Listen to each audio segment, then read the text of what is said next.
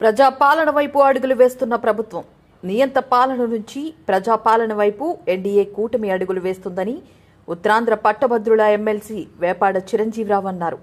Visakha TDP కార్యాలయంలో మంగళవారం ఆయన మీడియాతో మాట్లాడుతూ నిరుద్యోగులు, ఉద్యోగులకు అనుకూలమైన నిర్ణయాన్ని ప్రభుత్వం తీసుకుంటున్నట్లు పేర్కొన్నారు. 1983, 2024 వరకు తీసిన డీఎస్సీల్లో 11 డీఎస్సీలకు టీడీపీనే నోటిఫికేషన్ ఇచ్చిందన్నారు.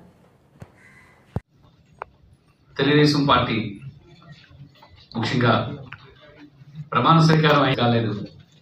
రాష్ట్రంలో చాలా స్పష్టంగా నియంత పాలన నుండి ప్రజాపాలన వైపు అడుగులు వేస్తున్నట్లు, నిరుద్యోగుల అనుకూల ప్రభుత్వంగా మారుతున్నట్లు, ముఖ్యంగా ఉద్యోగులు, ఉపాధ్యాయ విద్యలో నాణ్యత పెరుగుతున్నట్టుగా చాలా స్పష్టంగా ప్రభుత్వం తీసుకుంటున్న చర్యలన్నిటి మనకు తెలియవస్తున్నాయి.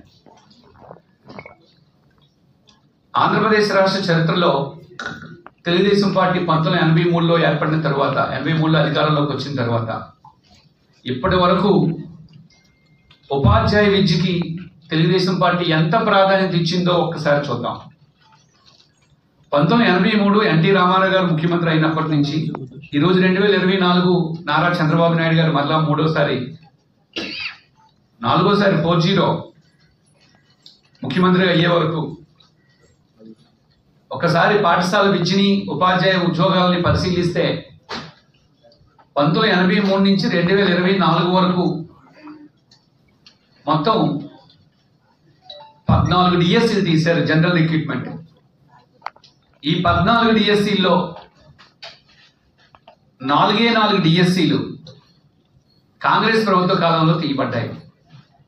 11 డిఎస్సీలు తెలుగుదేశం పార్టీ కాలంలో తీయబడ్డాయి.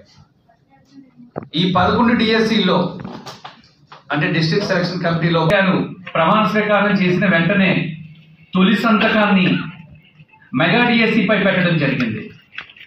లక్షలాది మంది విద్యార్థులు ఎదురు చూస్తున్న డిఎస్సీపై తొలి సంతకం పెడితే నిన్న మన విద్యాశాఖ మంత్రి నారా లోకేష్ బాబు గారు కూడా ఆ డిఎస్సీ విధి విధానాలన్నింటినీ రూపొందిస్తూ తొలి సంతకాన్ని నారా లోకేష్ బాబు గారు కూడా డిఎస్సీ పైన పెట్టడం జరిగింది.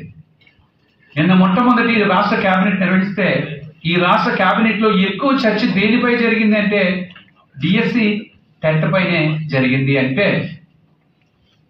రాష్ట్ర ప్రభుత్వం ప్రభుత్వ విద్యకి, ఉపాధ్యాయులకి, నిరుద్యోగుల్లో ఉద్యోగాలు కల్పించడంలో చూపిస్తున్న శ్రద్ధ పట్ల ఎంత అవగాహన ఉంది అనేది మనం అర్థం చేసుకోవాలి.